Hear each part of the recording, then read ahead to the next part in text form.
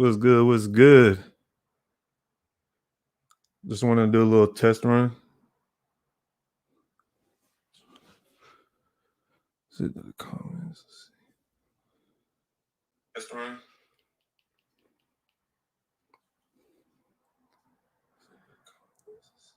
Any lag?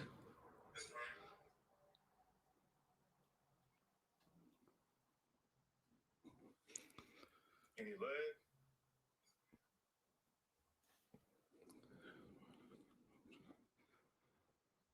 Okay. What's good? Is it lagging? What's good, Terrence Taylor? Appreciate you subscribing. I was just watching the live on the Raiders channel, so I wanted to pop on real quick.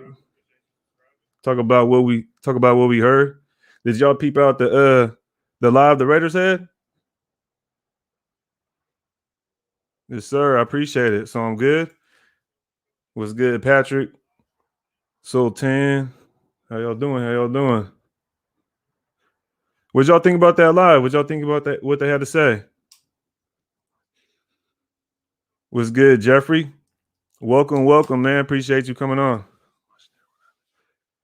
Sanjit said he watching it right now. Yes, sir. Hey, man, I don't want to be a spoiler, man. Go ahead and watch it first. And pop back on over here to the live, yo. Yes, sir, Sanjit. Yeah, I was gonna see if you wanted to hop on because I was gonna do this live real quick. Icy Nate in the building was good. Kevin Lurker, Yannick not at OTAs. Yeah, man, I seen that. I don't know. I got mixed feelings about that. It's kind of like if everybody's supposed to show up, why aren't you there? I don't know what the situation is, but what do y'all think about that? What do y'all think about Yannick not being at the OTAs though? What's good, Gilbert? How y'all doing?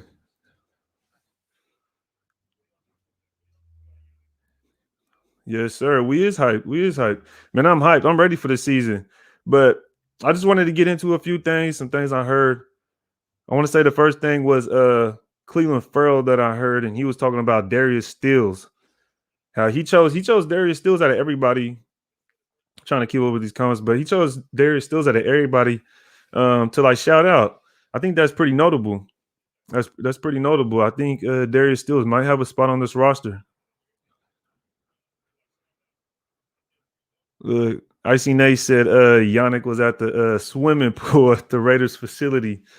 Yo, I don't even know if that's a joke or if that's this is what it gets. Yeah, what do y'all think about them comments Cleveland Farrell made on Darius Stills, man? You know, we've been talking about Darius Stills for a minute now, and every time we go on live, whether Doc, CNG, we all give that man praise, and we all want to see him really push through and really become a real member to this defense. You know what I mean? I think that was pretty dope that he gave him a little shout out. Undrafted dude's been through some adversity pretty much his whole career since high school. So you know he's gonna grind. You know he's gonna put the work in and show what he has out there on the OTAs for right now. But another thing I also noticed was that Cleveland Farrell also said that he can't really evaluate guys just because it's OTAs. So that's pretty dope. He kind of gave us the insight of how he actually thinks about. What is this right here? Some people saying something wild in the chat. This dude said, Farrell is okay. Yeah, y'all being wild. Farrell, I mean, yeah, Farrell does look bigger. He does need to step up. You're right. I think we all would say he needs to step up the whole defense though in general, you know what I mean? So love is real. I hear you, man. Everybody needs to step up. Farrell looks bigger. Yes, sir, Patrick. You know what? I wish one of the people would have asked him if I wish one of the people would have asked him how he felt about playing defensive tackle or if he was going to see himself playing at defensive tackle a little bit more. I wish they would have asked about that. I don't know if they did or I missed it. Was good, everybody.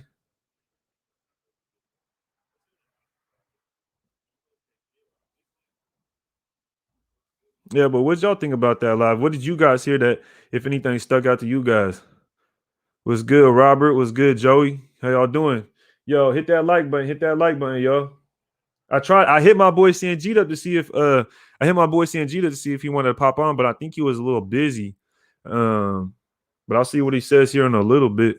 See if he could pop on just for a little bit. I was honestly working on my video for the red zone. If you haven't seen part one, go ahead and check that out. But I'm working on part two because there's some interesting things, man. People are saying it's let's see if I can get my boy Sanjit on here. Let me see if I can get my boy Sanjit on here real quick. Let's see this. Yep, Abram did sound like he grew a lot. He did.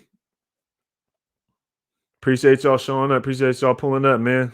But yeah, let me know in the comments if y'all seen anything interesting on the live. If y'all came from over there, if y'all seen anything. Another thing I thought was interesting is that Abram, went out of his way to really say that playing strong safety suits his strengths much better. I thought that as well. I think a lot of us thought that, but as far as him saying it himself, I think that puts, a lot of validation to what we've been thinking. So, I mean, I'm pretty excited for this defense, man. We got Merrick. I wish we could have heard from at least like a rookie like Merrick or something like that, because I know they did a little episode with Leatherwood, but they haven't really dropped anything too much on Merrick. I wish we would have heard a little bit on him. Yes, sir. Tiangelo was good. Batman was good, man. Herman, what's going on? EC Everett. Yeah, but let me see if I can get my man seeing Jeep on here if he wants to. I'll just send him the invite real quick. Let me see. I'm just gonna send him the invite real quick and see what's good. Just give me one moment.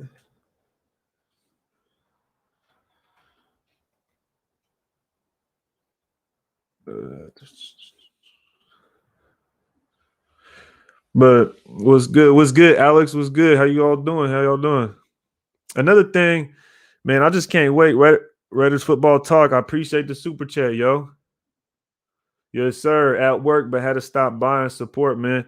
Man, if you wasn't at work, I would have had you pull up. You already know how it goes. Richie Incognito pulled up too. Richie Incognito pulled up to the live. He just had the veteran talk. He was just doing what veterans basically do. You know what I mean? I don't really have too much to say on that. He gave compliments on Andre James stepping up to play that center spot. I think we already get a drift of what's going on the offensive line. I'm just ready to see them perform. Really, I'm not too optimistic on the offensive line. I really just want to see them perform, man. See what Leatherwood does. Yo, honestly, I think that Leatherwood jersey would be fire though. Like, tell me what y'all think about that Leatherwood jersey. That's gonna be fire. Number 70 with Leatherwood on the back. It's going crazy. That's gonna look old school almost. But yo, I appreciate that super chat, Andy, man. Get with me, bro. I'll pull up whenever. I gotta schedule a live, get some more people coming on here and everything like that. But I just said my boy Sanjit the link. See if he pulls up. I don't know if he's busy. That man Sanjit be busy. So what's good, MV? How you doing? Yes, sir. I really would have wished we would have heard from Gus Bradley.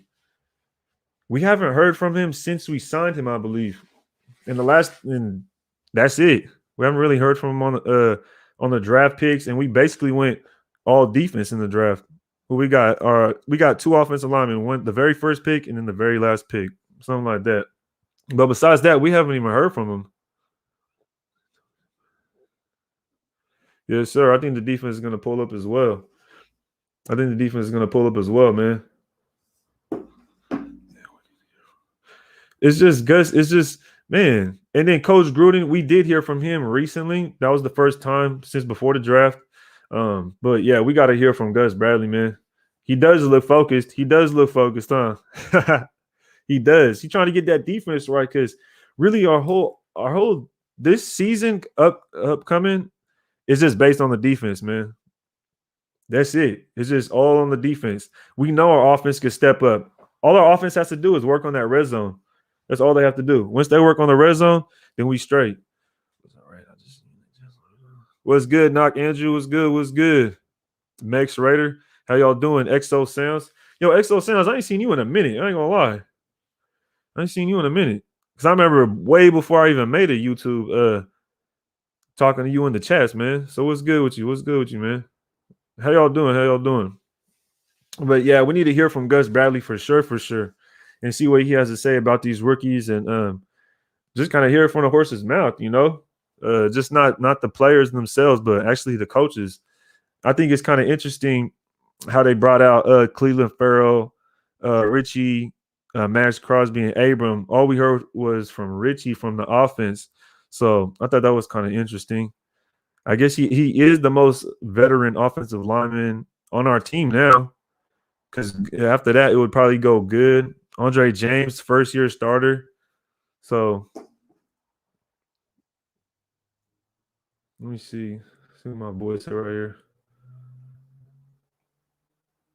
Is it lagging? Nah. Yep, Clee did look like he was getting a little bit of weight on him, but I don't think that's because he's gonna get moved to D tackle. I've seen some people saying that. I don't think that's because he's moving to D tackle. I don't think so, man. Yes, sir. Exactly. He hasn't done a lot of pressers.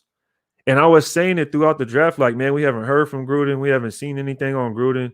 And then they dropped that episode where he was talking on the Raiders YouTube page. Dick Vitale, how you doing, man? D tackle. I don't know what you mean by that. Are you saying Cleveland Farrell is going to play D tackle? Is that's why he gained weight? I don't want to see him just strictly go to D tackle when you can't really take too much away from the clips we have seen, because there's some clips that they posted there at the OTAs, doing some drills and whatnot. You can't take too much away from that. I got to see them like in more of a consistent video, like not with edits, not just shots and certain angles. I just want to see them on the field, actually practicing, because Cleveland Farrell looked bigger. Like even some people were saying Ruggs looks bigger. Shit, Derek Carr. You see Derek Carr? Dude look like he got bigger. I was like, yo. Yeah. Exactly. Dick Vitale, how you doing, man? How you doing? The practice looked like him and Crosby on the left. No. Raider 530, what's good, man? Herman said, can't wait to watch the preseason. Hope our backup. Yeah, our backups are for sure going to play, man. They're for sure going to play, yo. We got to see what Kuntz brings to the table. We got to see what defensive tackles we're going to keep. Like, who's going to really be on the field playing D tackle? Because if everybody's saying Cleveland Farrell is going to play defensive tackle as well as D end, or just move to the inside, then that's one more D tackle spot you're losing, basically. And when you have players like Darius Stills trying to make the team, you got Filone, Vickers, Jefferson, Hankins. It's like, how many D tackles are you really going to keep? You got Solomon Thomas, Dickerson. Like, yo, that D line room is. Let's see what we got. That D line room is packed though. Let's get this super chat right here. Exo Sounds. Oh, what's good with it, man? Man, drop the super chat. I've been busy with work, G, but I'm back to support. Glad you got this super chat going. Hell yeah, man. Hey, at first, my first live, I don't know what was going on. It was like they let me do what I wanted. Did they revoked it? So it was kind of like, yo, what's that about? The press conference got me all hyped. Raider 530. Hell yeah. The press conference, I tuned in to watch the press conference and then seeing everybody in the chat, the whole chat gang, everybody in there. That was fire, yo. That was fire. Everybody pulled up. I want to see Stills. Yes, sir. Yes, sir. And that's what I'm saying. Cleveland Farrell went out of his way to say, hey, this dude Darius Stills looks like he got some work to be done. What is it? Somebody said Mark Cooper couldn't after you both up. Let me get to this other super chat. Thanks for what you do, bro. Boy George Strait. What's good, Boy George Strait? How you doing, man? Yo, get a profile pic. Just get a Raiders pic and just put it as your profile pic on YouTube, man. But I appreciate the super chat, man. Hey, I do it for the nation, man. There's a bunch of Raider content creators, man. And I love communicating with them. I love to collaborate with them. I'm going to try to do some film breakdowns with Sanjit, Spotlight. I want to get Honcho on to do a breakdown on some DBs. That I think that would be dope. I want to break down some Miller tape with Sanjit because it's me. For those that don't know, me and Sanjit go way back. We used to play football in high school together, so we know each other personally. And he's a real humble, really cool dude. So make sure y'all check out Sanjit. Look out for him. Daniel, have y'all seen the chat on Reddit? Yeah. Yes, sir. Stills looks good. Looks to be a good UDFA player. That's what I've been hearing. Everybody, I know during this whole offseason, one person I know for sure that talked up Darius Stills was a graphic writer. The Docs ENT. He was hyping up Stills, and he's pretty much living up to it, yo. 3 rookies left to sign. I'm not really too worried about it. We're gonna get it done. We'll pay people, you know what I mean? We never been afraid to pay who we want. So I ain't really too worried about that. But we do have rookies to sign. That's a good point, Kevin Lurker. We got to get those things done and just have the season ahead of us. Work on that defense.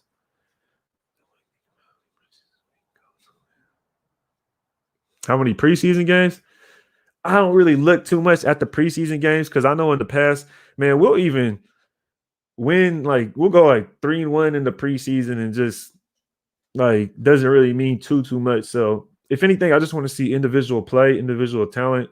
It's going to show who's hungry and who's willing to go out there and grind.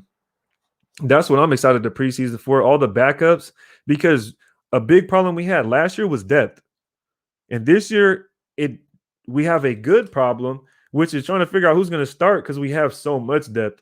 You know what I mean? And I think that's where preseason is so crucial, and that's what we want to see. That's what we want to see in preseason, those individual matchups. We want to see Coots get in there. You know what I mean? We want to see him play, get some downs. Another player would probably like Devon Diablo at linebacker, see what he looks like at linebacker.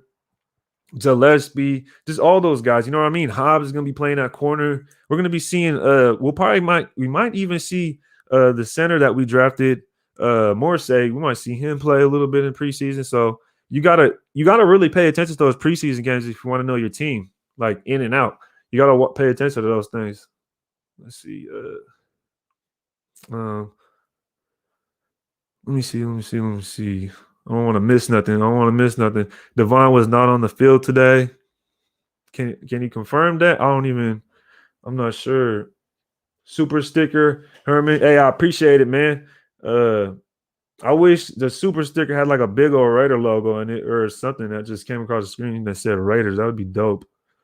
But I appreciate it, man. Really do. It goes a long way, And I'm trying to get this production thing down. I want to make sure my video is good, my background is good, my voice is good, everything like that. If I'm too loud, y'all tell me. If the music in the video is too loud, if something's off, y'all tell me. I could take criticism all day. I don't really mind it, If you guys think something could be done better, leave it down in the comments. For sure. I love criticism. How is he gonna get better? The collabs are tight. The collabs are right and tight. You know what I mean? They dope. Honcho knows what he's talking. Honcho knows what he's talking about for reals. Honcho's the dude, man. He's that dude. You seen Coos, dude? He looks big. So does Ruggs. Yes, sir. Yes, sir. Let me get to this super chat right here. Shout out to you, brother. You're doing your thing. I appreciate it. Yes, sir. Yes, sir. Neat. You already know, man. I'm gonna keep it going. Man. I love this writer stuff. And like I said, I like interacting with everybody. And that's why I feel like I need that constructive criticism sometimes. You know what I mean? I need to get better at what I do. So that's why I don't really mind it. EC Everett in the house was good. You got Boy George straight from Albuquerque, New Mexico. I've been there one time, dude. I was just driving through, though. I was coming from Texas out here to Cali. Enjoy the collabs. Y'all argue your points, and it's still good.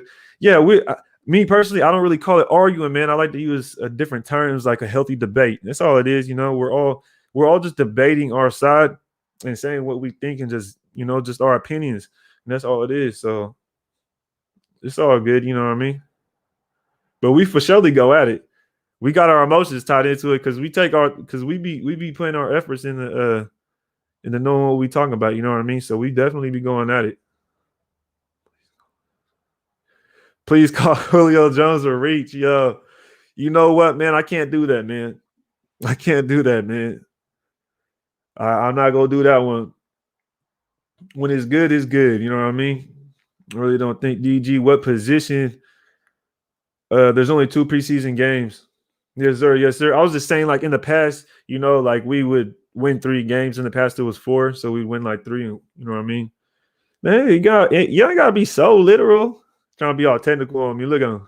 Old man's Raider Nation. I like your name, like the pick. And if y'all don't got a pick on your YouTube, just go Google up a Raiders pick, slap it on as your logo, yo. EC Everett, man. I know you always in here too, and you don't got no pick. Go put a Raider pick on, man. Put it as your user pick, yo. See, I really don't think he's going to win with team after a couple of seasons.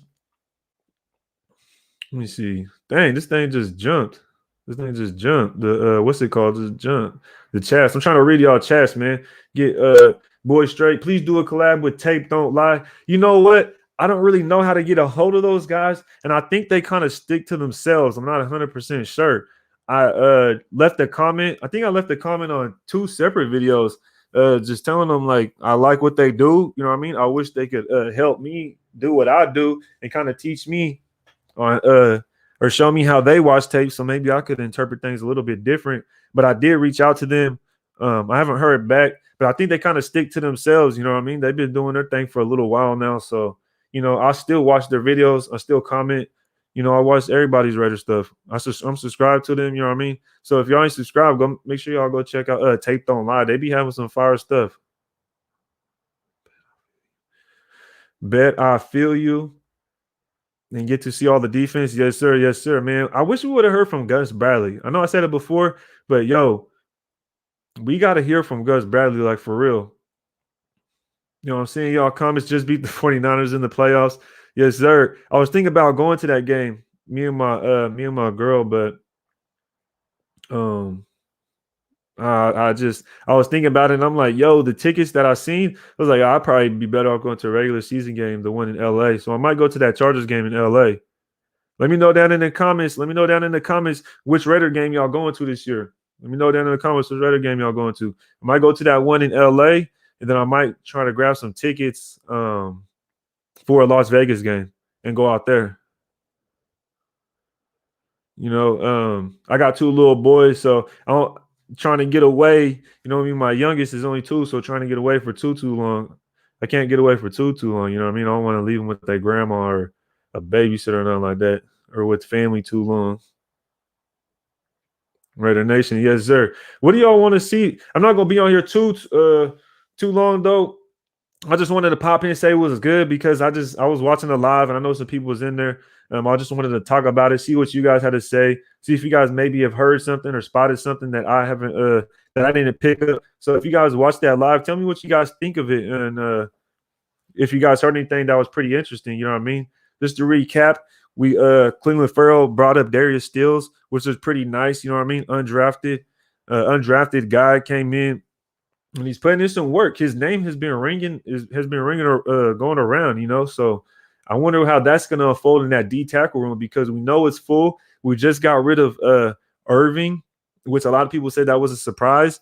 But hey, it's going to be tough. We have a good problem on our hands when you can't figure out who to keep. When you have so many players you just want to keep on the roster, that's a good problem. That means we're going to have plenty of depth. We're going to have depth all over the field. We should be good at safety, but I think the fact that we brought back Carl Joseph for veteran presence, and he's already been a part of this organization, right? I wanted to keep him in the first place, but that's a different story. And then we got Casey Hayward, who's a veteran in this system, So we have 2 veterans in the backfield, which is comfortable. Most of our defensive line, I wouldn't say most, but we have a good amount of veterans on our defensive line. Yannick on the edge, Carl Nassib, and then you have basically most of our D tackles have been in the league for some years now. So let's see what the chat gang is saying. What's Yes, sir. I appreciate it. I appreciate it. Your interaction skills are outstanding. Appreciate that, man. That means a lot for real. Yes, sir. Yeah, I just want to. I'll probably be on here for another. I don't know. I don't know how long I'll be on here. I was seeing that my boy Sanjit would been able to pop on, but I think he might be a little bit busy because then we could have been on for a little bit longer. Let me just shoot him a text, see what he says. Let's see what my boy Sanjit says. Shoot him a text real quick. I wonder uh if Cleveland Farrell will be playing more inside because I seen my boy Dick Vitale say something about that earlier. I don't think so. I just think he's going to stay defensive end, and they'll just continue to do what they've been doing, and that's moving him to the inside, just rotating him from the outside to the inside. I think he'll continue to play both spots. Incognito interview was great. That guy can be the key. He could be the leader of this. He could be the leader of this offensive line, yo. He really could be. Like I was saying earlier, there's nobody. I don't think there's anybody else on the team that's played longer than him. So you have right there a for sure leader, like without a doubt. Todd Clements, you from SoCal? Nah, man. Northern California, man. Born and raised. Been all over Northern California. But I was in but the thing is, I was in the military. I was in the Army for 6 years. So I was on the East Coast for a little while, and then I ended up in Texas. And then when I came back to Cali, that's when I drove back from Texas to Cali. But I got out of the Army a couple years ago. Talk about Incognito a bit. Okay. Let's see what Incognito named the starting offensive line. Colin Richie, Dre, good. Okay. Yeah, I think we had an idea already who was going to start. I think some things may have popped up about John Simpson starting at right guard. Me personally, I never even thought that. That never even occurred to me that John Simpson would start. But sometimes watching film, Good would stand out to me and he would lose too much. That's just one thing I noticed. He would just lose too much. So we'll see what happens with Good. I think Good is better at guard, though. So the fact that we're going to have him at guard instead of tackle, that's just going to help us that much more. You know what I mean? So I'm just glad that he's playing guard pretty much is what I'm saying. Let's see. We got a super chat right here. Let me get to this thing. ONT6 Soldier. Hey, let me know because I know you be supporting, man. I know you really be supporting, man. I appreciate the super chat. But let me know if this ONT6 actually, we got our boy Sanjit in the background, by the way. Just give me one moment. But ONT6, let me know if this like it means something else or if it's really saying something else or if that's just what it is. But he says, can you, Sanjit, Raider Honcho do a live where you break down some film? I love the videos. Keep up the hard work. Go Raiders. Yes, sir. Yes, sir. Like I was saying, man, I'm going to try and figure it out. I'm gonna bring my boy Sanjit on right now, if he's ready. But I'm gonna bring him on here. What's good, man? How you doing, man? What is good, man? How you doing? I'm great, yo. I was just watching the Raiders live, and I wasn't even planning on really popping on, because honestly I've only done one live, and it was with you and Dogs and Graphic, and that was my only live. So I was like, I'm just gonna try it out. I don't really even know how to work everything yet. Yep. So, but I went ahead and did it. You know what I mean? So and then you popped on. So that's what's great about it. You know what I mean? Here's a guest Sanjit, man. How you doing, man? Dude, I'm doing good. I actually just was out. I got the notification on my phone that you went live.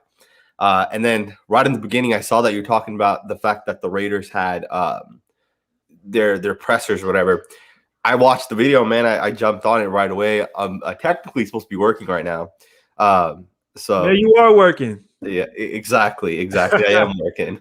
No, but this is all fun, though. This is all fun, man. We love this. Yeah. Did you know Unique Ngakwe is not at OTAs? I had no idea. Yeah, I seen some people saying that. I seen Icy Nate had made a comment saying he was over at the swimming pools.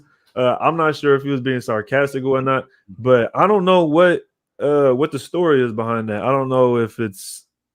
I don't know. What do you know anything about why he wouldn't be there? I haven't even looked into it, to be honest. Yeah, that's Uh, why I didn't really speak on it. You know what I mean? But what do you yeah, think about that? I mean, technically, it's not that big of a deal, right? It is just OTAs. Yep. But however, I would say this, right?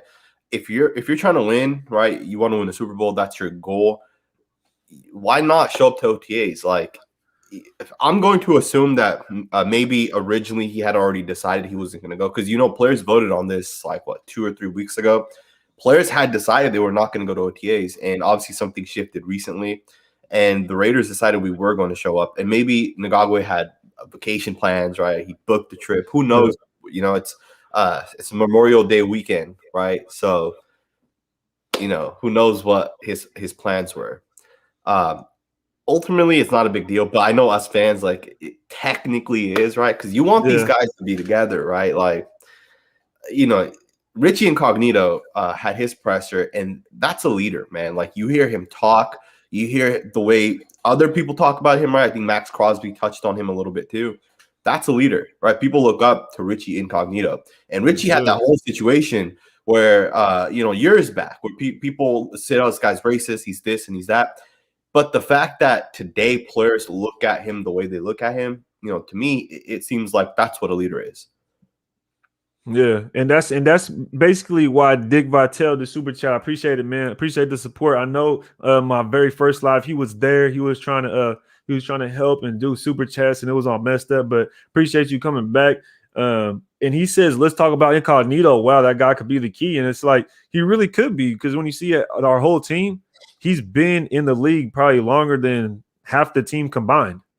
You know what I mean? Like Exactly. literally. So this dude knows what he's doing. He's been around the league a long time, and he could really help everybody amongst the whole offensive line. But the thing is, when it comes to him, he needs to just stay healthy. I think that's the only thing. He just has to stay healthy at this point. And then if he is, then it's going to be a great difference because especially when you have Andre James, first time, like legitimately starting, Yep. You're that starter. And he's gonna need someone next to him like Richie Incognito to really help him propel into that position. Yeah. And Richie confirmed it too. I know we talked about this when it was you, me, and Andy. That John Simpson might start. There's a small chance that he could start. And obviously today Richie confirmed that Denzel Good will be the starter. So yeah, that's good to hear that.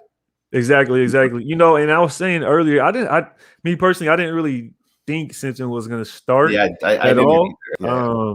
So it was kind of like, I don't know, man. I don't know what all that came from. But yeah, North Sacramento stand up. Man, you already know what it is, man. So did you get a chance to watch most of it or all of it? I think there were like 3 minutes left of Abrams' part, but I know that you sent me the link, so I was like, I have to hop on. I don't know if you're gonna, end the stream soon. So I didn't watch all of Abram, so I have like 3 minutes left. So I'll go back and I'll watch that in a second. Okay. What are your thoughts, man, on Abram? What are your thoughts on Max? So you seen Cleveland Farrell's part then? Yes, I think he was first. So what did you think first. about what he had to say and how he mentioned the one undrafted guy, Stills? What do you think about that? Like his name's been ringing around a lot. You know what's crazy is I know Graphic loves Stills. That's like his guy, and I like Stills too. I like his game. I like where he's kind of at. But the thing is, it's like with Stills, he's still undrafted, and it is OTAs, right? What was it? Was it Cleveland that said something about that? It's just OTAs, right? I really like to make my judgment when the pads come on. It was something like that he said. So he said that, but at the same time, he said Stills is kind of impressive at the same time. Stills look big, man. I was watching the video yesterday. He was standing next to Nevin Lawson. And I know, it's Nevin Lawson's corner, so it's going to be smaller, but he looked big, right? Like people are saying, oh, he's small and this, right? But he looked pretty big yesterday. It is going to be interesting. Some people were saying that Cleveland Farrell even looked bigger. And that was I take kind of the videos and these pictures at this time with a grain of salt. I just kind of try to process it as they're the same as last year. You know what I mean? I'm not going to judge them until I see them on the field compared to everybody else that's been training doing the same thing, right? So, but they do look like they're getting bigger. I mean, Derek Carr looked like he was bigger, which was wild. The damn Well, quarterback. Derek But always even looks big Ruggs, when the season starts. yeah, He always exactly. looks ripped, Yep, right? yep. And then people even said Ruggs looked even like he was getting a little bit of weight. So, I think it was just probably that off season thing. And then once the season goes on, they might tailor off a little bit of it. What do you think about like that specifically, like everybody looking like they got bigger? Well, so that's the thing, right? Like people don't think about it, but in the off season, you're working out. You're every day, some people twice a day. You're working out, you're eating healthy. Once the season starts, you're not working out the same way, right? And some people don't eat as well, right? Because Mhm. a lot of it's recovery. After a game, you might not walk the next day, right? Depending on the position you play. Um, so you're gonna naturally get you won't be as strong, but I do think that as the season goes on, you do get quicker, right? And I Yeah, feel like that's part of the fact that maybe you're losing a little bit of weight. Like Derek Carr looks ripped right now. When week yeah, 18 comes around, he won't look the same, right? It's just a fact. Cleveland Farrell, like his arms don't look like super ripped or anything, but like he does look bigger. Maybe it's like his shoulders, his chest. Someone actually made a comment on my video early talking about Max Crosby and how he's like super skinny, like scrawny arms and stuff like that. yeah. What do you think about that? You think that matters? That like he should be stronger? Like, because I don't know. I don't think it really matters. Um, I think it just depends on how we're gonna use him, I guess, at this point.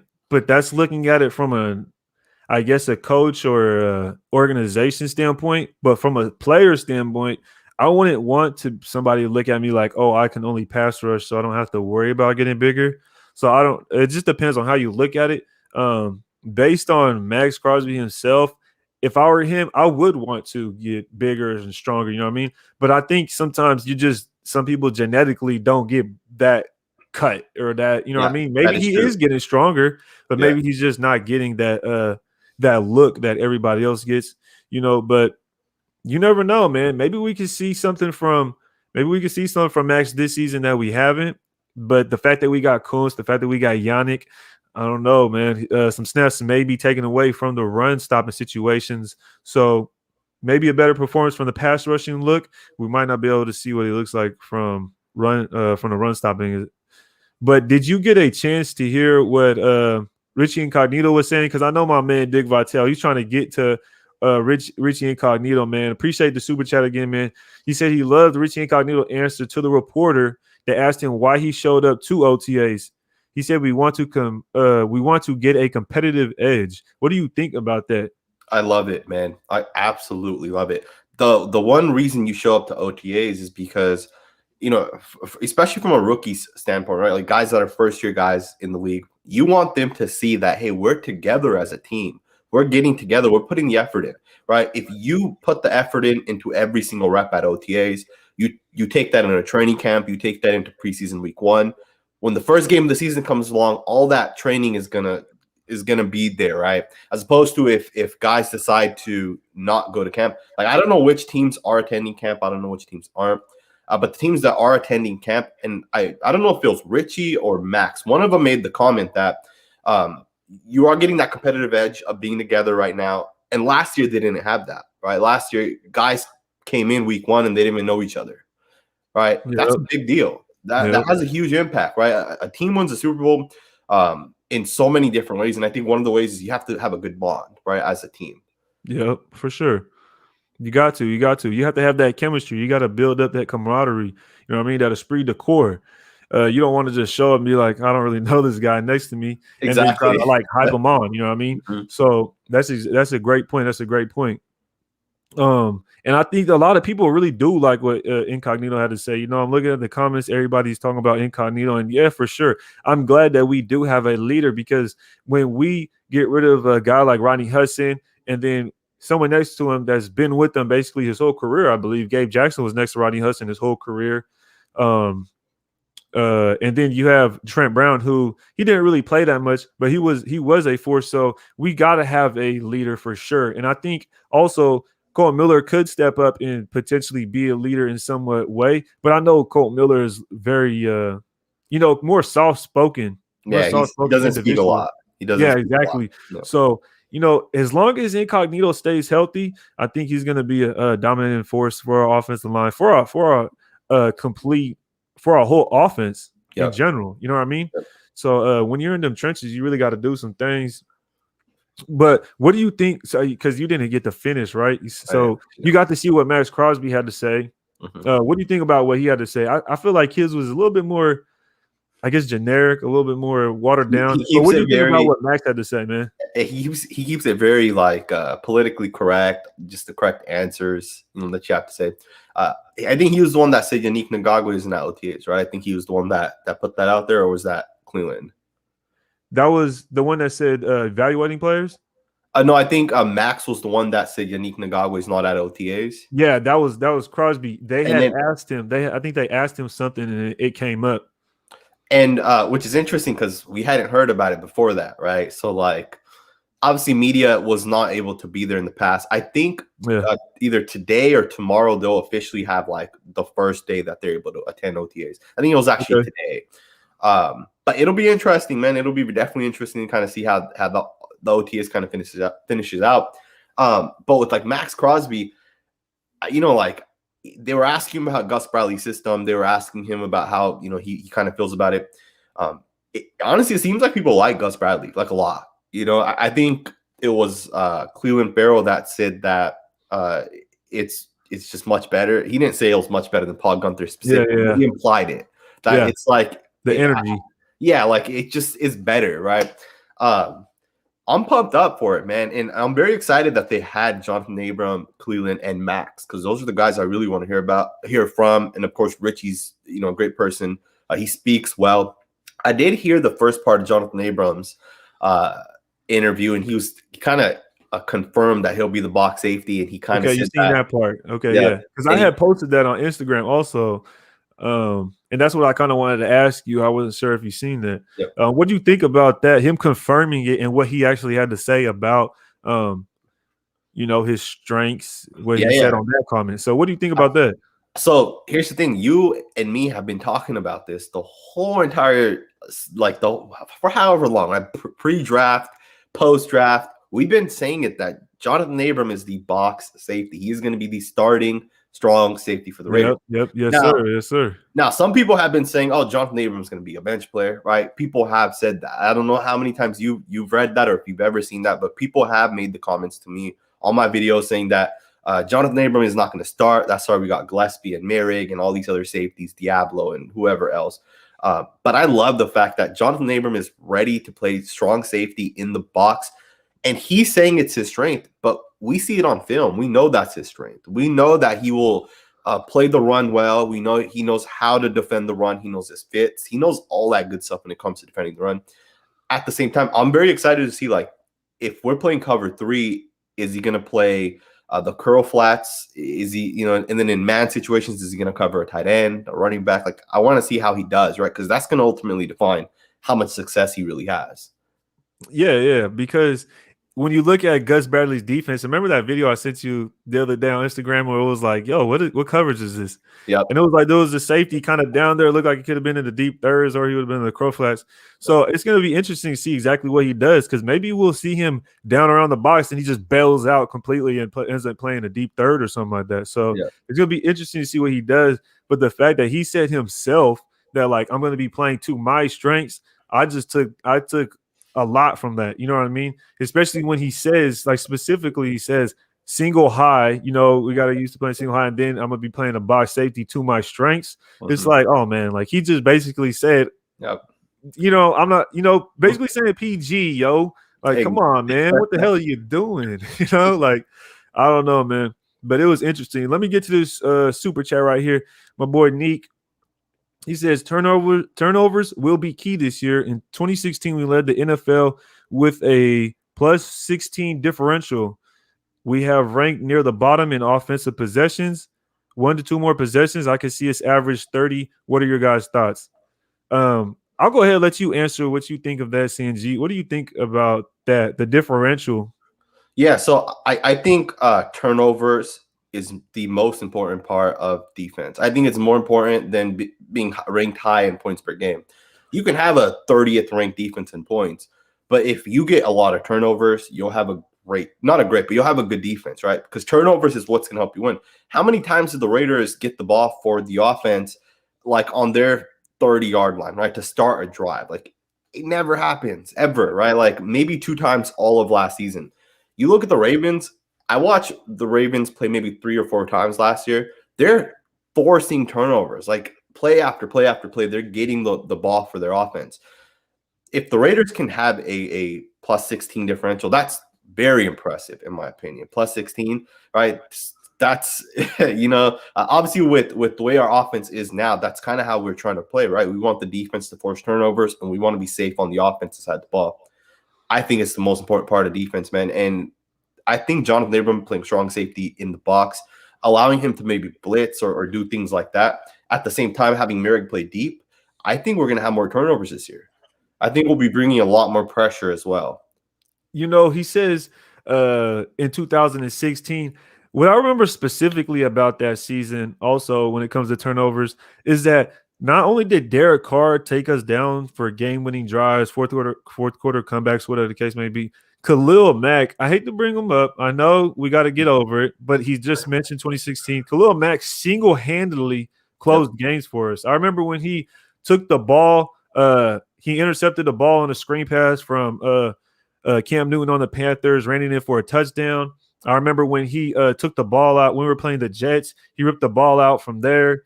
There was about 3 or 4 games. We played the Ravens that year, I believe, and and it was 3 or 4 games that he closed for us. So I think if the defense can close 3 or 4 games, we're right back to that 12-4 like area that we were in 2016 because our offense is good. We're 10th ranked. I know some of us may say we got red zone issues.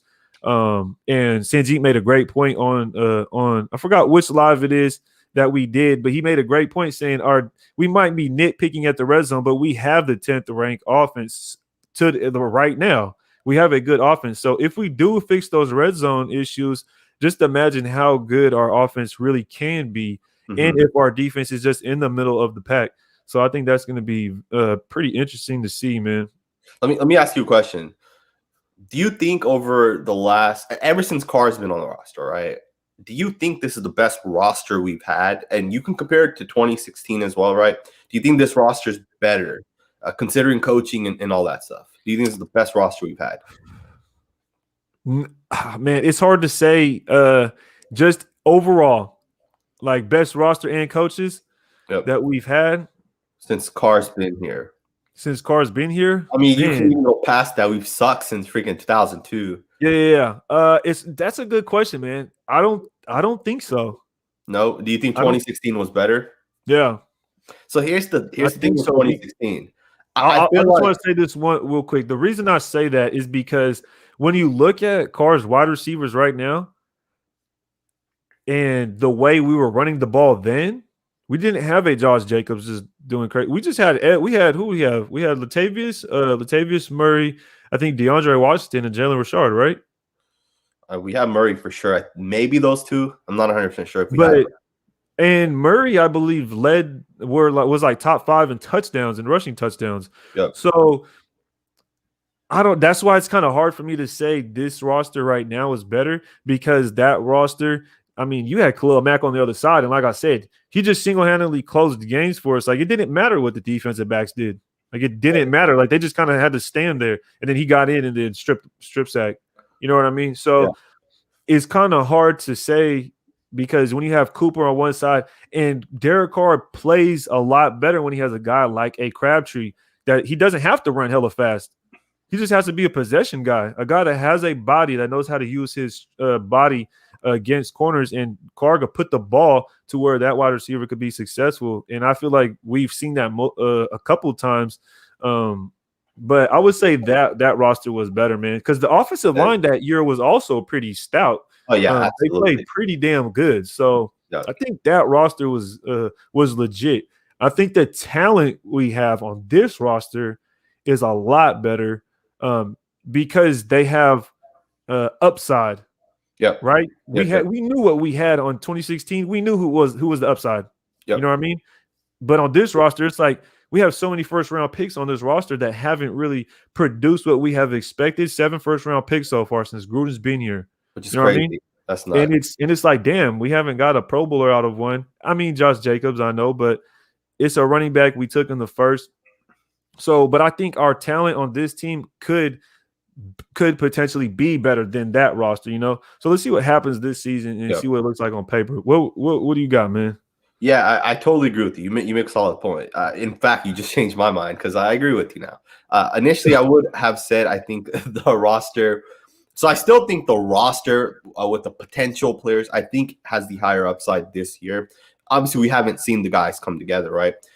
If Yannick Ngakoue closes 2 games this year, Max closes 1, Cleveland closes 1, Coons closes 1, right? Let's just say that's what happens. Or like a Merrick or Merrick or Abram. Yeah, one of these guys. Exactly. We Yep. can, in 2016, we had one guy that made 6 different plays. This Yep. year, we can have 6 guys that all just make 1 play, Exactly. right, and close out 1 game each. I will say this, right? I think Khalil Mack was a great player for the Raiders. But if you pay a guy that much money, right, a guy that wants 26 or how much ever he got paid, I think it was 24 or 26 million. Maybe it wasn't that much, maybe it was less. But when you pay a guy that much money, you kind of stop yourself, right, in the terms of like how you're going to kind of build your team. Yep. Do you think that if we kept Khalil Mack, obviously we wouldn't have had 2 first-round picks. One was Josh Jacobs, the second was Arnett. Do you think we would have been better off? Do you think? Yeah. Do you think we would have been built differently? Like, We would have been built way differently, but when you just say it from the 2 first-round pick standpoint, yeah, we would have been better off if we would have had Khalil Mack but those guys haven't. And I agree. I'll say those guys haven't. As far as, but I know what you're saying because that's not realistic. Yeah, you had to sign him for some type of money. So with that sign, we would have never got a Trent Brown. We probably would have never. We probably still would have got like a Richie Incognito, but a guy like a Rodney Hudson and Gabe Jackson, they would have been gone. We already know when we would have been restructuring this offensive line restructure would have been in the works if we would have kept Khalil Mack. You know, there would have been no Yannick Ngakoue coming on. You know, probably not even a Casey Hayward type stuff. It would have been built way differently. We'd probably be a lot older. Mm-hmm. Also, because we got the first round picks, and then the way we started the build is okay. We're gonna do it from our guys, and the only guy we're gonna keep, I think, literally the only guy we kept is Derek Carr at this point. Yep, Derek Carr just got rid of Gabe. So yeah, my boy George Strait. Look, he said, "Here's my face." Appreciate you putting up a pic, man. And Carlos, man, put up a pic, man. I know you be on mine, you be on Sanjit, you be on everybody's. Put a pic, man. Just go get a Raider photo off the internet, slap it up there, man, and show everybody what you represent. For real, for real. I seen EC Everett also, man. You put a pic up, man. You put it's a small pic. I think it's Kenny the Snake. You slapped up there as your pic, man. That's dope, man. I see that. Let me get to this super chat, man. Kevin Lurker trying to start some issues right here, man. Who is the better football player, you or Sanjit? You can't even compare it because I was playing DB and Sanjit was playing on the line. So it was like, how can you even – you can't even do that. I'll answer this question, man. It's simple. I played offensive line for a long time, right? But I also saw a ton of all the other guys. I'll tell you guys this right now. DG did move, so he didn't finish all 4 years with me at our high school. He did end up moving to SAC, but DG was the best secondary player on the team by far. I appreciate that, man. He's 100%. Nice. Yeah, man, you're a stud, bro. So yeah, no, I appreciate that, man. Hey, you're a lockdown corner, man. You said what? That you're a lockdown corner, bro. Hey. I would like to think so, man. I would like to think so. But I appreciate it, man. Nah, me and Sanjit go way back, though. That's why he asked. Me and Sanjit go way back. We played high school football together, man. We were Raider fans. Like, we could vouch for each other. Like, we liked the Raiders back then, and we still do to this day. So it's not like we just all of a sudden started liking them out of nowhere, man. We go way back. But we pretty much touched on all the players that spoke. I think a question I want to ask, because I said earlier, I wanted to see Gus Bradley talk. And I know it was only players, but I want to see because I want to hear what Gus Bradley has to say. Like, we haven't heard from him, and I don't really know how long it's been since we've got him, I think. Like, so is there anybody that you specifically want to hear from? Like when you're on the live, like, oh man, I wish this guy would have came on. Do you have any idea on that one? Yeah, I would have loved to hear from some of the rookies, man. Trayvon Merrick for sure. You know, I Oh want to yeah, see kind of what he thinks. At the same time, I would love to see like Gillespie and see if like he can give us some sort of idea of what his role will be within the system. Right, I think the question right now is he a strong safety, is a free safety, and then same thing with Merrick, right? We know he's gonna be a free safety, but is he being told like, hey, you got to learn the strong safety position as well? You got to learn the fits, you know, or is it too early for that, right? Like, yeah.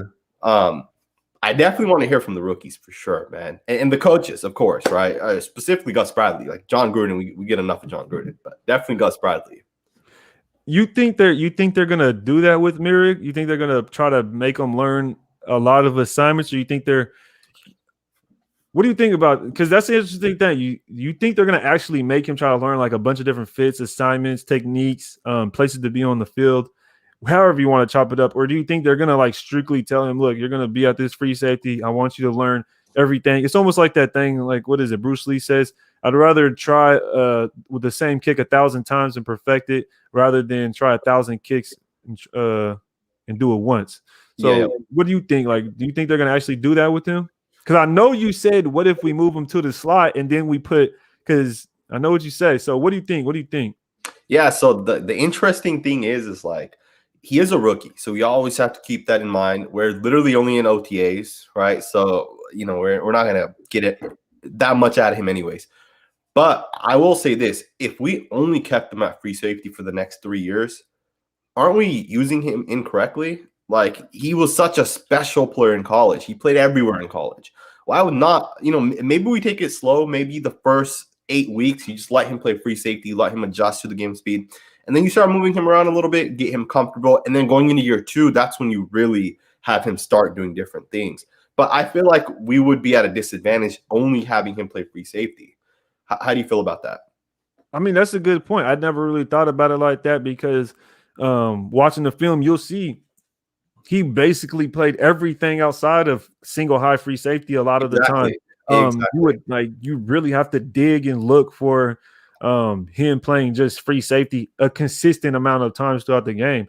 Yep. And if you watch, that's how Sanjit watches his film. You know what I mean? Because he knows this. You know what I mean? People that don't watch this film think like, oh yeah, he's just playing free safety. No, this dude is, and that's why I think it's a good point you bring up because he played slot a lot. Exactly. And it's crazy because I just see him playing free safety and I just want him to, but I kind of just feel like you're changing my mind in a way to where we have to use him that way, especially if we're going to draft, for example, if we're going to draft a guy like Cleveland Farrell, who's a defensive end, but move him inside and then back outside, get Devon Diablo, who's a safety, and then play him at linebacker. Why not use Merrick like that? Why not use Merrick in a way to where he can be all over the field, which he actually did in college, unlike some of these other guys who only really did play one spot, but we're moving them around. So, I mean, that's a good point. I think that does make a lot of sense, especially when you said, I remember you saying, as we know, the free safety is not always in the play. Yep.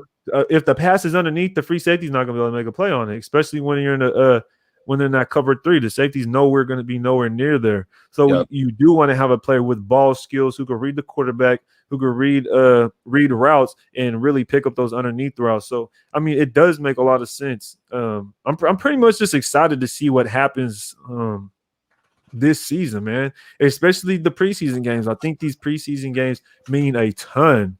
Absolutely. Like they mean a ton because someone said there's only 2 this year. There's 3. There's 3. Or 3. 3. There's someone earlier was saying there's only 3 this year. And that's crucial. That is crucial time. This is where all the fans, everybody in the comments, we get to watch the players that we're talking about on the back end of the roster, right? Players that will be up and coming. So this is the time where you want to sit there and watch the preseason games and really figure out who's going to be that next guy to come up and, okay, we know who that guy is because we watched him before. So is there anybody in the preseason that you're looking forward to really stand out dramatically to you? Like, you can only pick one guy, so don't pick every draft pick, but you can only pick one guy. Yeah. So are you asking, is there one guy that I think will one guy that you think is going to stand out during the preseason? Actually, I'll do it like this. one guy you think that's going to stand out during the preseason, and then one guy you want to look for during the preseason. Yeah, so I think one guy that's going to stand out, and I feel like this is just because we don't know what he is, and he's replacing an all-time great, and that's Andre James, man. I really do think that when we watch his film, I really do feel like he's going to make a ton of great blocks, and we're going to say, this is the guy, right? The Raiders don't move on and don't take that dead cap unless they were sure that Andre James can take over. At the same time, the guy that I will be watching is going to be Jonathan Abram. I think if there's one player on our team this year that could in the preseason. Yep. Yeah. I think if there's one guy, and it's primarily just to see like how he's adjusting to playing strong safety, right? Because I want to see when the offensive lineman pull, is he stepping up, and is he, how's he taking on these offensive linemen? Is he trying to, play like a finesse game? Is he trying to use his speed? Or is he willing to just put his shoulder into one of these linemen and take them on, right? Yeah. At the same time, I want to see, how he plays the run. And then if he's dropping back in coverage, how is he kind of playing? Is he reading it quick enough? Because I think he mentioned it that now he's playing strong safety. In Paul Gunther's system, he was playing that split safety look. I want to see, how is his vision like? Like, is it different now that he'll be a full-time strong safety? He's so close to the line of scrimmage as opposed to being that split safety far back. He'll have to learn. He'll have to adjust how he's kind of looking at the game. So I'm excited to watch that, man. That's honestly what I'm gonna be watching. And of course, every single rookie, every undrafted free agent guy, I'll be watching every single one of these guys, man. I was really thinking you were gonna say Jimmy Morsay. Correct me if I'm saying his name. I thought you were gonna say Jimmy Morsay. Because I feel like we might see a lot of him playing at center. So I'm interested. Thinking about it right now, I'm interested to see what our offensive line does in preseason, because we know we get banged up on the offensive line. So we need to know how these guys are going to perform. We need to know who's going to be able to come in, step up, because last year we had a good step up. But if Good's going to be starting, we don't have anybody like Good to just step up and play right tackle, then go to left guard, then go to right guard. You know what I mean? Yep. So, some of these guys in the offensive line really going to have to step up. I don't like Brandon Parker at all. John Simpson, I think he could work on his craft, but I think he could step up and he can fill a spot, especially coming off the bench. And then besides that, we got our veteran Martin. Who do you think is our best offensive lineman that is not starting and that can actually come in and do something? That's the tough thing, man. It's like, is it Brandon Parker? Like, Brandon Parker was 2 years ago, he was trash. Last year, he was a little below average. Maybe he played good at times, but at other times, he got his ass kicked. Is it John Simpson? He was a rookie last year. He looked better towards week 16 and 17, but he was still a rookie. He still had a lot of plays where he did not make good plays. It's such a hard thing to do, right? Like, maybe it's going to be Nick Martin. I mean, Nick Martin started a ton in this league, right? If Andre James is our starting center, that means Nick Martin will likely be our backup, either center or backup guard, right? Maybe he can play both of those positions. I don't know, man. It's such a great question, because I don't know who our best lineman is outside of the 5 starters. I wouldn't be surprised if Brandon Parker doesn't make the roster this year, man. I think they need to move on from him if he's not ready, right? If at this point he's going into his 4th year, like how many more years does this guy need, right? Like, you shouldn't need more than 2 or 3 years at the offensive line position. No, I hear you for sure, because do we still have Jones Smith on the roster? Yes, we do. We have Jones Smith on the roster. We have Brandon Parker, Miller, and Leatherwood. What other tackles do we have? So we cut Seymour yesterday, Kamal Seymour. I think that's how you say his name. There's another guy who played. We just re-signed him, I think, 2 days ago. I don't know how to say his last name. But so there's him. He's number 78. He was on our team last year. He played in 6 games. I had no idea he played in 6 games. I actually saw him in one of the plays, and he missed his block. So watching film today, I actually saw him. Well, that's not a good sign. So yeah, but it was just one play that he kind of stuck out. Dick Vitale actually just put his name out there. That's exactly what I'm talking about. Those are probably our only offense tackles we have. Our O-line, man, I don't know about the depth this year. Like, last year, we had Denzel Good and John Simpson as backups. Yep. Last year, Brandon Parker and Sam Young as backups. Yeah, Sam Young, oh, man. So would you bring Sam Young back? Like, do you think the Raiders should consider that? Uh, I mean, I would bring him back because he's been with the team. He's better. I don't know if he's better than Brandon Parker. He's I don't know, man. I don't know about between him and Brandon Parker. It's like if they felt more confident playing Sam Young over Brandon Parker last year, then we just need to get rid of Brandon Parker. I'm not even sure what that's about. So based on that, talking myself into saying, yeah, I would bring Sam Young back before Brandon Parker pretty much. Yep. But you're right. We don't have that depth at offensive line like we did last year.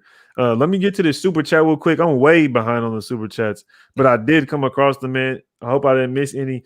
He said, one thing I'm excited about that doesn't get talked about much is our special teams should be great with all the speed we have and safety sized guys. You know what? With that being said, who do you see? Let me know down in the comments. Let me know, Dick Vitale, who do you see as our primary kick returner and punt returner?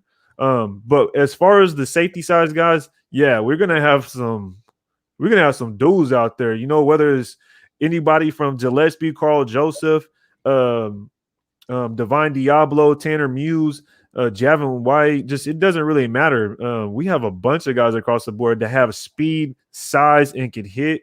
So that's a very good point and real interesting because special teams is a huge part of especially our game because of the way we play on offense pretty much. If we get a 3 and out, you know what I mean, we've seen times where we got 3 and out and we just got the ball. You know what I mean? We're on 25-yard line, I got 3 and out, we got to kick it off. So we got to make sure we get good field position. And that's a good point. I think and it's like guys like Tanner Muse who's converting from safety to linebacker. I don't know if he's gonna be on the team, but if he is, then that's where a lot of these guys will get their reps, be able to get in the game. And that's kind of where they're going to make their name. Hopefully they get some turnovers, pop somebody when they get the ball, and really make something happen, make something shake. Let me get to this other super chat, man, real quick. Oh, what's good, Exo Sounds, man? I know dude been around a long time because before I even made YouTube videos, bro was talking in the chat.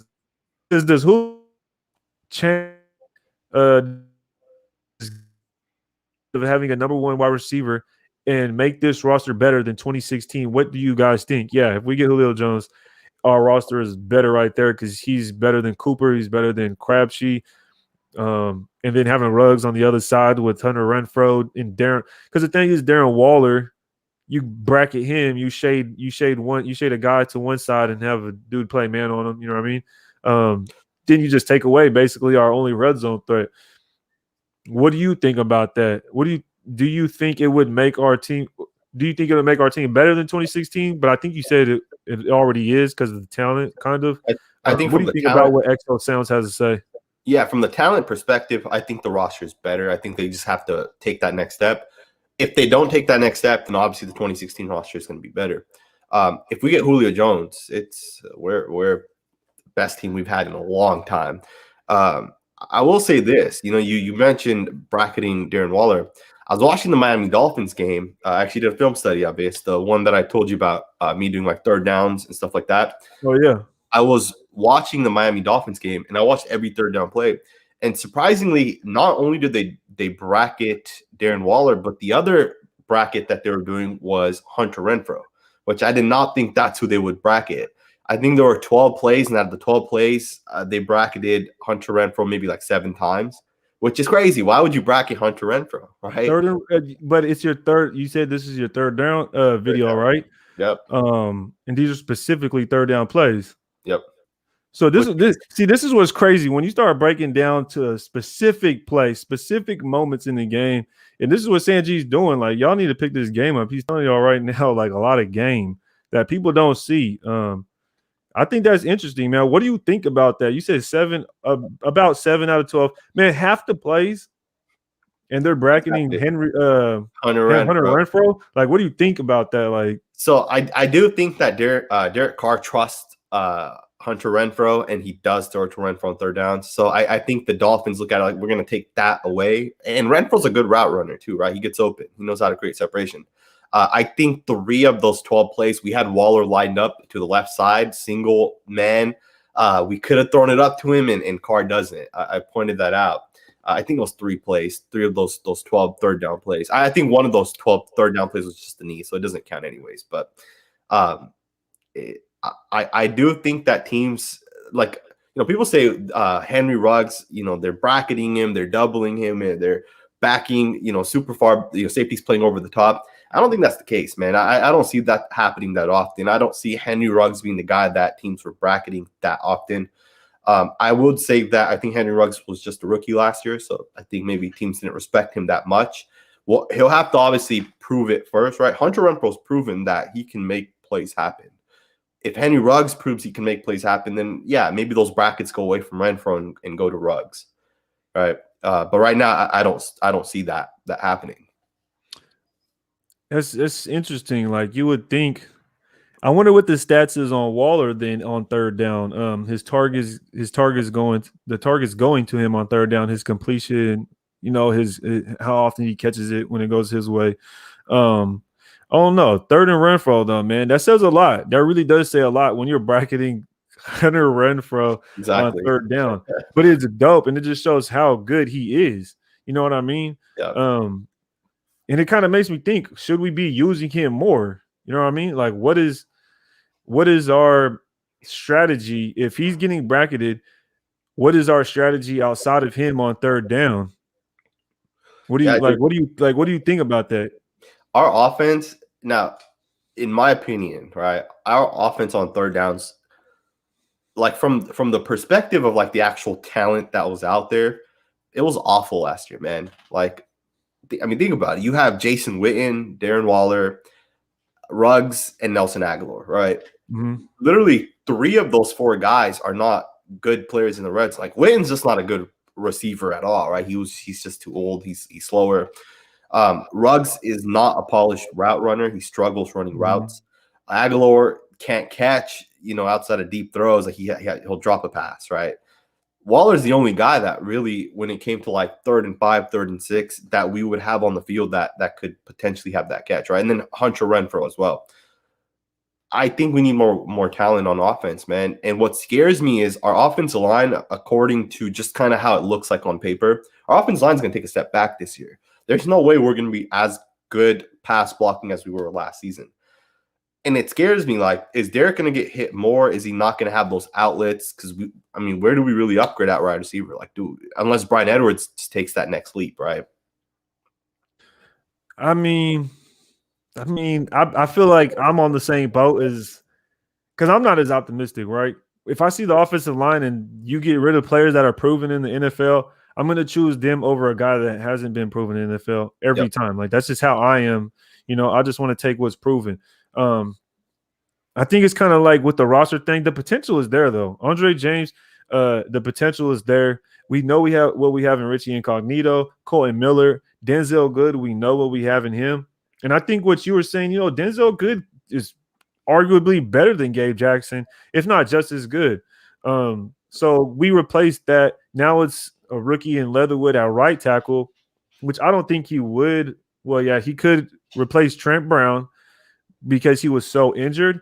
But there are question marks. I know when I looked at, I believe, man, when you did the video on offensive line, the article was by, I can't remember who it was. And I looked at it that morning and you come out with the video and I was like, wow, what a coincidence. We'd be on our ish, yo. Cause I looked at that list and I also looked at, I believe PFF. And on PFF, we were like 20, we were worse than what that article said based on last year's performance though. So I thought that was pretty interesting. It's just all over the place when it comes to those things, though. I think we just need to see them as a unit. I don't know if this is the real Docs or if there's a Dolphins fan in here, but he said something about the Dolphins. The Dolphins can do some things and get up out of here. You feel me? So this dude said Gabe Jackson was overrated. I wouldn't say too overrated. I want to say overrated. He was a guard. He was a competent guard in the NFL. I don't really remember many people hyping him up so much. What do you think about him being overrated, Gabe Jackson?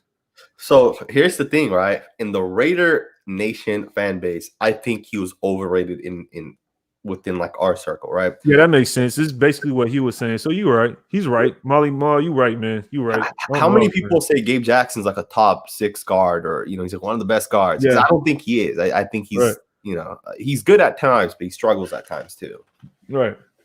I mean, that's why, because when I go back and look, that's why I think you're right about the Denzel Good and Gabe Jackson comparison. And I want to ask you, because you're the offensive line guy, you know what I mean? You're going to know more about me when it comes to this. What do you think Good does better than Gabe at? Do you So think Good is better with his feet and is quicker, or like, what do you think? Or so they're both not the quickest offensive linemen, right? They're built in a similar way, right? They're both powerful, strong offensive line. I'd say Gabe is stronger than Good. But I will say that like for the fit of this system, I think Denzel Good makes more sense. When you look at like backside blocks on our like zone stretch plays, Denzel Good is able to get up to that next level and he gets there, right? He makes the block. And I feel like Gabe Jackson was struggling a lot with that. At the same time, I would say that Denzel Good does have better, in my opinion, he shows better technique when it comes to like pass blocking specifically. In pass blocking, Denzel Good, in my opinion, is better than Gabe Jackson. I think it was last year or the year before. Gabe Jackson gave up like 2-3 sacks in limited games. He didn't play a full 16 games. Um, Denzel Good's is better, bro. Like I know people might not say that right now, or they might not feel comfortable, but by the end of the year, people will be repeating that, right? They'll be saying Denzel Good's the better player. so I wanted to ask you real quick about that though. Do you think Denzel Good is better than Gabe Jackson as a offensive lineman in general, or just at right guard specifically? Because I know Denzel Good played right tackle as well. So do you think he's as competent at right tackle as he is at right guard, or you think it kind of tears off when he gets moved out to right tackle? Well, Denzel Good allowed. I think you mentioned it when it was you, me, and Honcho. You mentioned that Derek Carr got sacked against the Patriots twice, and I don't know if both were fumbles. I think both were fumbles. I went back and watched both plays. One of those sacks was Denzel Good at right tackle. Now we've only watched Denzel Good primarily at left guard, so who knows if if he goes to the right side? What if he's not as comfortable on the right side? I know it's not that big of a difference, but putting your left hand down versus your right hand down, your feet are set a little bit different, right? It's not a huge deal, but it could make a difference. Seeing him at right tackle, again, he did give up that sack, right? Can't say he gave up a sack at left guard. At left guard, he dominated for most of the time he was at left guard.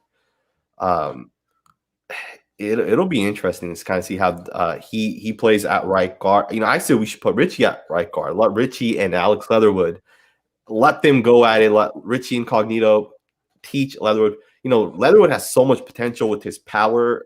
The one thing Leatherwood doesn't have is he doesn't have that aggressive streak in him. I think Richie made a comment about how he's putting people down or something like that in OTAs, or he's busting heads. I don't know his exact comment, but he was implying that he was setting the tone up in OTAs and people take notice. Like other players are taking notice, and that kind of sets the tempo, kind of sets the tone. Richie, in my opinion, improved Colton Miller's game a ton, right? That mindset, that mentality. It was the same thing when Colton first came in and Gabe Jackson was next to Colton Miller, or at the same time when Gabe Jackson went from left guard to right guard and we brought in Kelechi Osemele to play left guard, right? Like, I feel like having these guys play next to like rookies or younger players, it only makes them better. It's only going to allow them to teach them more, right?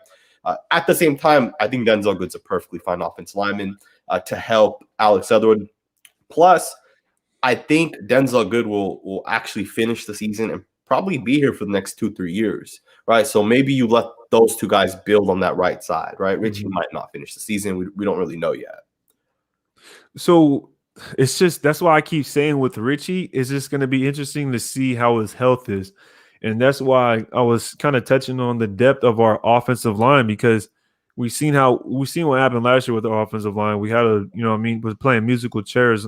And if something happens this year, then who's going to step up? And I guess it would be John Simpson if Incognito went down, or if anything were to happen. Hopefully nothing like that happens. Yep. Eric Chavez says, "Who's your starting center?" Yeah, I mean I it's Andre mean, James, right? yeah, you know what I mean? I think it's Andre James, man. But interesting comment right here. I had it up here earlier while I was going through it, and the guy said he is. I forgot who it was. Oh, right here, Agent Red. Shout out Agent Red, man. I know he be supporting all the Raider content creators. He said run blocking will be fine. I'm concerned with pass blocking. If you got offensive line questions, the time to ask is now. He got the guy. You got the guy on live. If you got any offensive line questions, the time to ask is now. So, what do you think about that? Because I kind of felt like that myself. Do you think that his consensus could be pretty much right? Absolutely. I think the reason why we got rid of Gabe, Rodney, and Trent is because those three guys, not 100%, but I think a lot of the time those three guys were one of the reasons why we were not running well last year. I actually just made a Josh Jacobs video this morning. The plays that I kept seeing over and over and over and over again of Josh being hit in the backfield, it was like Gabe Jackson tripped or Rodney Hudson wasn't able to get to the linebacker or Trent Brown just whiffs on his block, right? I think our run blocking is going to get better this year from last year anyways, right? Pass blocking is a concern of mine. Absolutely. Especially because I don't want Derek getting hit, man. You got to protect your quarterback if you want to win games. And that's a bit of a concern. I mean, yeah, you just can't have Carr getting hit. He's a little antsy when he gets pressure, but I think the way we play offense is gonna help them in the passing situations. Because like in some of those plays on the red zone, you seen it was designed like the offensive tackles would just dive at the legs, of the defensive end, and it was automatic. You read it, and that's who you're going to when you hike the ball. You know what I mean? Yep. So I think plays like that, when you pass like that, it really does help the offensive line because you're not blocking. You're kind of just you kind of just have an assignment to like, all right, I just got all I have to do is make sure this dude doesn't. Literally, you just have to put a body in front of him, right? Yep. So I think stuff like that really does help. Last year, our offensive line in the running situations was atrocious, and I think that what proves that point is when you look at Josh Jacobs' attempts from the 5-yard line, and he's getting only 5 touchdowns versus 18 attempts. And when you go watch the film, it's like, man, like we're at the 5-yard line. Why aren't we scoring points? Why are we putting up 3 points and we only have 2 yards to go? Yep. Yep. Or another one was when we were playing the Atlanta Falcons. The reason I know is because I was just watching this film. We're playing the Atlanta Falcons. It's 4th and 1, and we run a toss. Yep. And Jacobs gets stopped for a loss. Yep. And it's like, what? I don't know. I don't know if that was so much the play call, but that just means the offensive line didn't get to where they needed to go if our guy can't at least get at least 1 yard, So it's funny that you mentioned that play. Because in my Josh Jacobs video that I did this morning, I literally just watched that play. So Deion Jones, number 45, was the linebacker that made that play. He darted to him. He's a good linebacker too. I think he's the one that had the pick six too. Don't quote me on that. He was. So here's the thing, Rodney Hudson. I don't know. They blocked it kind of weird, but Rodney Hudson slipped and he didn't get to it. Yeah, he fell. So and he didn't get to 45. But it was weird because I felt like Gabe Jackson and Hudson had guys over them. Basically, Denzel Good was supposed to pick up the guy over Rodney Hudson, and Rodney Hudson was supposed to get up to the linebacker. I think it would have made sense if Rodney Hudson took Gabe Jackson's guy, Denzel took Rodney's guy, and then Gabe went up to that linebacker. And that play would have worked. Brandon Parker pulled, and he made a fantastic block, too. I actually break literally that play down. That was one of the plays I break down. So, yeah, man, there's just some plays. And that play was the first drive of the game. I think that's why we lost the game was because of that play. As soon as that play happened, I was like, this game's over, man. Like the whole momentum just shifted. Yeah, and there was a lot of plays like that whole game, and because I have heard people say, Derek Carr loses that game. He played terrible against the Falcons. When I go back and actually watch it, man, it was rough, dude. There was some fumbles. That wasn't Derek Carr's fault. He was getting hit in that game. Like I remember one play where he got completely totaled because Brandon Parker gave up a sack and Derek Carr's looking to his left and he's throwing it to Aguilar on a comeback route and he gets blindsided by whoever the edge was and he fumbles it. And I was like, yo, and that was a mean hit. I mean, he got blindsided and I'm like, you can't really blame Carr for that. And we were in the red zone. That's the reason I know. Red zone part 2, Don't wait. Just wait on it. I'm gonna drop that red zone part 2. I got a gem in there too. I'm telling y'all right now. Is it John Gruden, Derek Carr? I don't know, but he gets blindsided, and that's another point I want Brandon Parker and bro is out here just letting Carr get lit up. Like, you need to hold next time. Like, if you have Exactly. to, and Carr's about to get blindsided, you just need to hold. It's Yep. like a quarterback when you're completely beat, dude. Just save the touchdown, hold the dude. You know what I mean? Yep. Whatever you have to do, don't give that up. But I don't want Brandon Parker in. This dude right here, Roosevelt Winters, man. Shout out to you, man. He says, I've learned a lot of offensive line from CNG. That's what I'm saying. If y'all got the questions about the offensive line, this is the time is to ask now. But yeah, been on here for almost an hour and a half, probably about 5 more minutes. Hit that hour 30 mark. We'll hop off, man. If y'all got anything else y'all want to get to, let us know. Let us know, man. One other thing I wanted to get to that I think we could almost have a whole different live, a different day about this topic, but Colton Miller, man, I'm gonna have to stir the pot a little bit. I think he is actually a bit overrated myself. I think he's overrated. He's a liability in the run game, in my opinion. I think he's good in the pass, which you want from your tackles, but there were plays to where I've seen the defensive end lined up outside of him to his left, and it's beating him to the inside. And I didn't really like that. And even if you go look at like his grades or anything like that, like he's one of the worst run blocking people on our team. You know, I think he is a liability in the run game. His pass blocking is pretty good, though. I mean, he did step it up. He is a left tackle, one of the probably most important people on the entire team for Derek Carr since he throws with his right. What do you think about that? Because I know you like Cole Miller. I know you're the offensive line guy.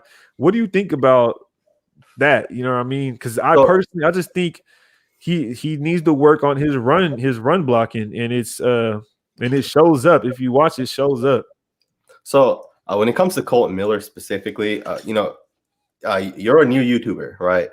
I've been creating content for like 4 years now, right? So before we got Colton, I was making content.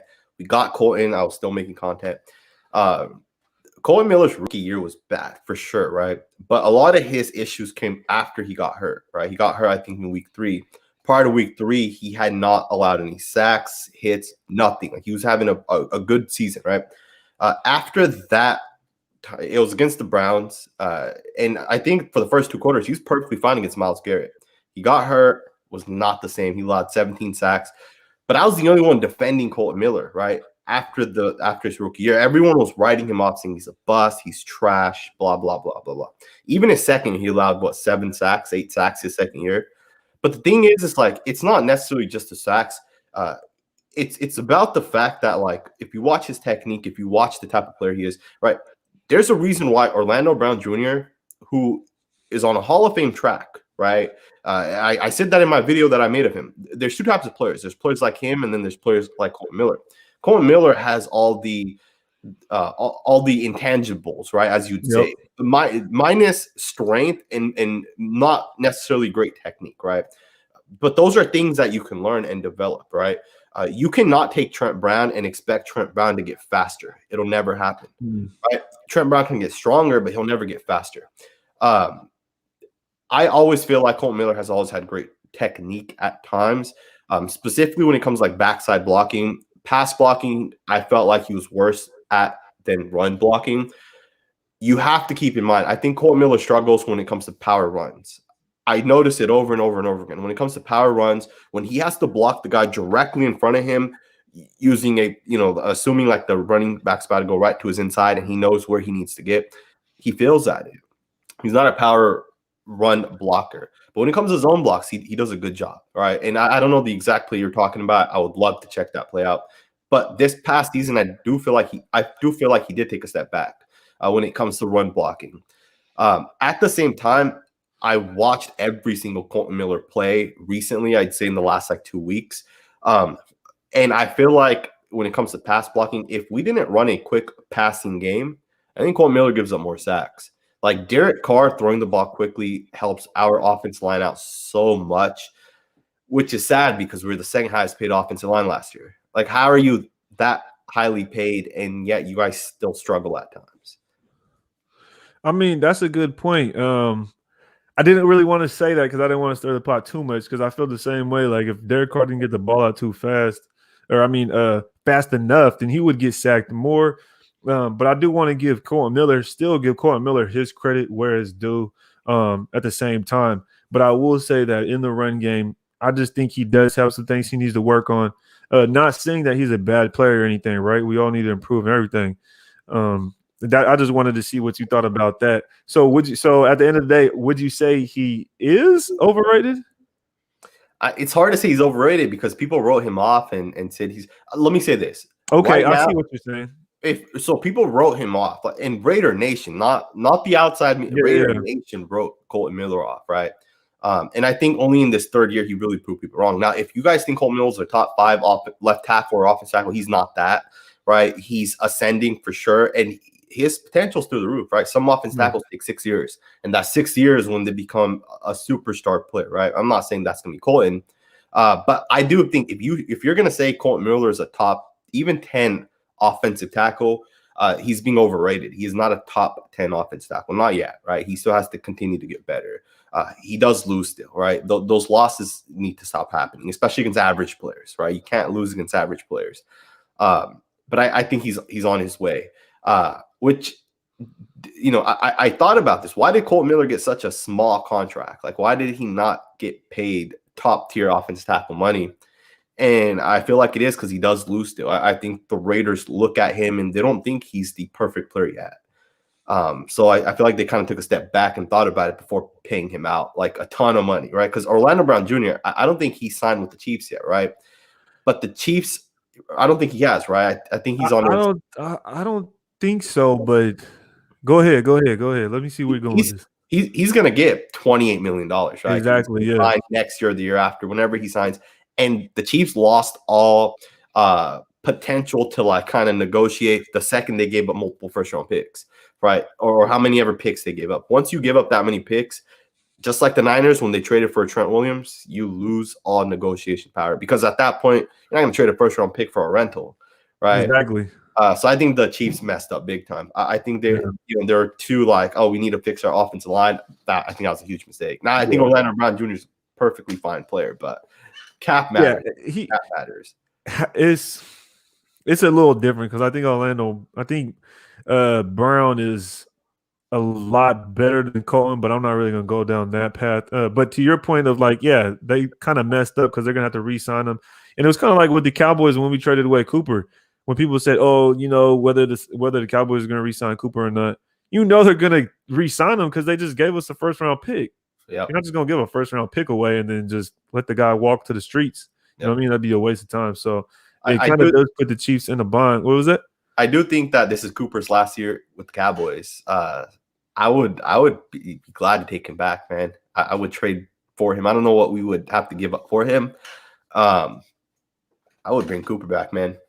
I don't even think Cooper would want to come back, man. Honestly, I think our fan base tore him up, man. I wouldn't be surprised. When somebody leaves us with and we don't like it, we let them know. You know what I mean? Like, I know Jalen Richard had taken off stuff on his social media and whatnot, and I seen Raider Nation start saying some stuff and commenting on it. I was like, yo, y'all wild, man. Y'all really wild. I just want to look at this. She said, can anyone in the chat answer me? Is training camp free or you pay? And how can someone attend? Can someone answer this woman? Or I don't even know. Syra. Answer this person. And I think someone did. Because that's interesting though, man. Because you've been to a training camp before? I have not. No. Because I know me and you have. I think we talked about it in the past. Like, hey, we should pull up, man. So I did reach out to so like on Twitter, I have a lot of like the websites, like the Raiders, bloggers, the media people. I have a lot of them follow me. So like I've reached out and some of them were willing to let me come. So you have to have a media pass to go to training camp. There is I think a 3 or 4 day window where anyone can attend, but most of the training camp you have to have a media pass. So it's not open to the public. Okay. Yeah, see, so that kind of answers your question, yo. But I'm gonna go ahead and wrap this up, man. I appreciate everybody hopping on. I'd hate to go with over 200. If you can, go ahead and hit that like button before you go. Like, But man, saying G popped up out of nowhere, man. He popped up out of nowhere, really came through clutch like Kobe. So that was pretty dope, man. That was really dope. We really went over everything. I feel like we had to go over it, especially on the live. If you guys haven't watched the live yet on the Raiders channel, go check that out. Go check that out. I know CNG, you dropped a video this morning. You want to talk about that a little bit? yeah, man. I do this all the time. I watch. I think I did it actually for the first time last year, but I've been doing it a ton. Which is, when we have these practice videos, these are hype videos. But if you slow it down, these guys are recording with like 4K cameras, right? So you can see all the detail in the back. I kind of just broke that down on my channel today this morning. Yes, sir. The video, it's a good video, a lot of good feedback. I appreciate you hitting me up, man. When I saw the notification that you went live, I took my phone out, I clicked it, and then I went to Instagram right away, and I saw that you had hit me up. I was actually prepping. I'm going live later on with Kenny King Jr. So I was prepping for that video, and then I saw you, and I was like, I got to get on. I have some work to take care of. I'm actually headed out of town tomorrow, so I got to get my video done before I head out of town. Yeah, yep. Hey, safe travels for sure, man. You're gonna be live later on today. What time? What time? I'll be live at 6 with Kenny King on my channel. Okay, make sure y'all tune in, man. Make sure y'all tune in to that for sure. And he just dropped a video today. Also, go check that out. If you guys, and also there was some videos from Paul Gutierrez was posting, and then another guy. You should check those videos out and break those down as well, because I see they're doing drills, and you can see the offensive line a little bit more. I think I don't know.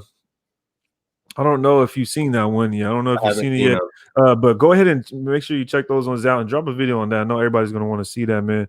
And I'm about to take off, but let me get to this last super chat. Like what you guys are doing for the nation. Edgar Bonilla, appreciate it, man. Raider Nation, stay up. We've been on here for an hour and a half, man. Appreciate everybody. Appreciate CNG for coming on. Check out the latest Red Zone video I just dropped, and make sure to stay tuned for part 2. I got a gem in there. But until next time, y'all, I'll catch y'all later. Ready to tape.